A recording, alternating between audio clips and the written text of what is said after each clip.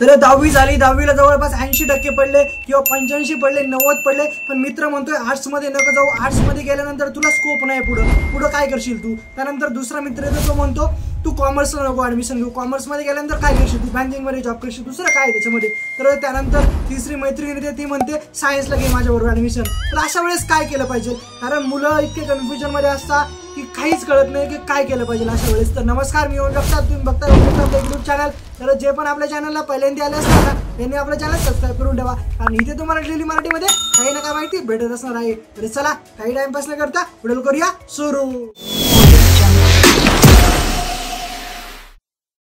तर सगळ्यात पहिले तुम्हाला कॉंग्रॅच्युलेशन, कारण भरपूर सारे मुलं आहे की त्यांनी भरपूर सारं स्ट्रगल केलेलं आहे.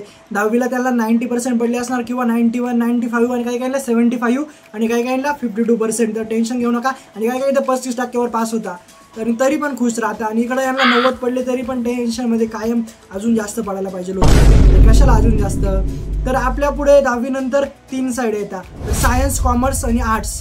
तर कोणत्या फील्डमध्ये आपण ॲडमिशन घेतलं पाहिजे, कारण इथून पुढे आपलं करिअर पॉईंट स्टार्ट होतं. कारण इथून पुढे जर आपण ॲडमिशन चुकीच्या फील्डमध्ये घेतलं तर नंतर परत असं वाटतं की कॉमर्सला घ्यायला पाहिजे होतं, नंतर परत असं वाटतं की आर्ट्सला घ्यायला पाहिजे होतं. तर अशा वेळेस काय केलं पाहिजे तुम्ही.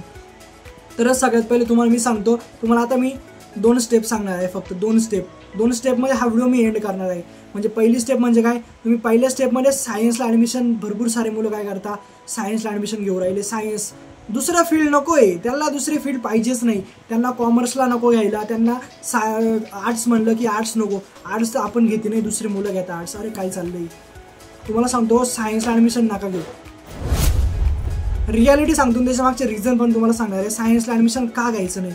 सायन्सला भरपूर सारे मुलं ॲडमिशन घेत आहे, सायन्सलाच ॲडमिशन घेत आहे मुलं, दुसरी फील्डच नको आहे मुलांना. आणि सायन्सला घेतल्यानंतर इतकी सायन्समध्ये जॉबचे इतके हाल झालेले की सायन्सला ॲडमिशन घेता, 11वी सायन्स करता, 12वी सायन्स करता आणि त्यानंतर येतं इंजिनिअरिंगला, बेरोजगार इंजिनियर होता. तर यामुळे तुम्हाला मी सांगतोय, आता तुम्हाला मी एक गाईडलाईन्स म्हणून सांगणार आहे, तुमच्यावरती डिपेंड येते तुम्हाला काय करायचं पुढे. मी फक्त सांगणार आहे तुम्हाला की पुढं काय केलं पाहिजे तुम्ही. तर तुम्हाला सगळ्यात पहिले सांगतो, तुम्ही कॉमर्स घ्या, कारण जिथं तुम्हाला खरं सांगतो, जिथं मुलं कमी ॲडमिशन घेताना त्या साईडला इतका स्कोप येतो मार्केटमध्ये. आता कॉमर्सला भरपूर सारे मुलं गेले असणार किंवा काही मुलं कॉमर्सला ॲडमिशन घेते नाही, कशामुळे, भीतीमुळे की आपल्याला पुढे जॉब भेटेल की नाही. तुम्हाला गॅरंटेड सांगतो की पुढे कॉमर्स, आर्ट्स अशा फील्डला खूप स्कोप येणार आहे. कारण बाळांनो, सायन्समध्ये इतके सारे मुलं झालेले की काहीच कळत नाही आहे की मार्केटमध्ये काय चाललेलं आहे. तर कॉमर्सला तुम्ही जर ॲडमिशन घेशाल तर पुढे भरपूर सारे ऑपॉर्च्युनिटी तुमच्यासाठी आहे. जॉब ऑपॉर्च्युनिटी जर बघायला गेलं कॉमर्समध्ये तर चार्टर्ड अकाउंटंट, त्यानंतर मॅनेजमेंट अकाउंटंट, त्यानंतर डिजिटल मार्केटिंग, इन्व्हेस्टमेंट बँकिंग, तर अशा क्षेत्रामध्ये तुम्ही काम करू शकता. कोण म्हणतं कॉमर्समध्ये जॉब नाही. जर तुम्ही CA साठी जर तयारी केली तर तुम्हाला चांगला एक जॉब रोल भेटू शकतो. आणि सायन्समध्ये तुम्ही काय करशाल, मेडिकल साईडला जाशाल किंवा फार्मसीला जाशाल, बट जॉब आहे का, एकदा सर्च करा, तुम्ही सर्च आउट करा. जे आपल्या शेजारी पासआउट झालेले त्यांना एकदा भेटा, त्यांना विचारा सायन्स घेऊन त्यांनी काय केलं. त्यामुळे सांगतोय, तुम्ही कॉमर्स एकदम बेस्ट फील्ड आहे. तुम्हाला जर जायचं असेल तर कॉमर्सकडे जाऊ शकता तुम्ही. आणि जर दुसरं ऑप्शन बघायला गेलं तर आर्ट्स सारखी साईड अजून कुठंच नाही. आर्ट्स का मी बोलतोय, कारण आर्ट्सबद्दल बोलायला गेलं तर कॉम्पिटेटिव्ह एक्झाम तुम्ही देऊ शकता. तुम्हाला माहिती आहे, कॉम्पिटेटिव्ह एक्झाम दिल्यानंतर आपल्याला गव्हर्नमेंट जॉबसुद्धा भेटू शकतो. आणि करिअर पॉईंटने बघायला गेलं तर आर्ट्ससुद्धा एक बेस्ट फील्ड आहे, सायन्सपेक्षा तर कधी पण बेस्ट आहे. तुम्हाला हे पण सांगतो, कारण सगळे येऊन तुम्हाला हेच सांगून जातील की तू सायन्स कर, 11वी आणि 12वी सायन्स कर आणि त्यानंतर मग काय करायचं पुढं.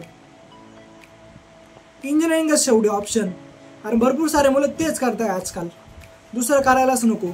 तर त्यामुळे सांगतो, तुम्ही आर्ट्स जाऊ शकता. आर्ट्समध्ये जर आता जॉब ओपनिंग बघायला गेले तर तुम्हाला जॉब ऑपॉर्च्युनिटीज बघायला गेले तर त्यामध्ये इव्हेंट मॅनेजमेंट, त्यानंतर फॅशन डिझायनर, त्यानंतर ॲनिमेशन, त्यानंतर बॅचलर ऑफ फाईन आर्ट्स, त्यानंतर जर्नलिस्ट, त्यानंतर सोशल वर्क आणि कॉम्पिटेटिव्ह एक्झाम तुम्ही देऊ शकता. तर अशा भरपूर साऱ्या फील्ड अवेलेबल आहे. कोण म्हणतं की फील्ड अवेलेबल नाही आहे तिथं, एकदा चेकआउट करून बघावं लागतं फक्त. कारण मुलं फक्त सांगायला एवढंच सांगता, आपल्या जवळच्या समजा सोनूनी जर ॲडमिशन घेतलं आता सायन्सला, तर मोनू पण तेच म्हणतो की मी पण त्यालाच ॲडमिशन घेतो आणि दोघं पण सोनू मोनू होऊन जातात.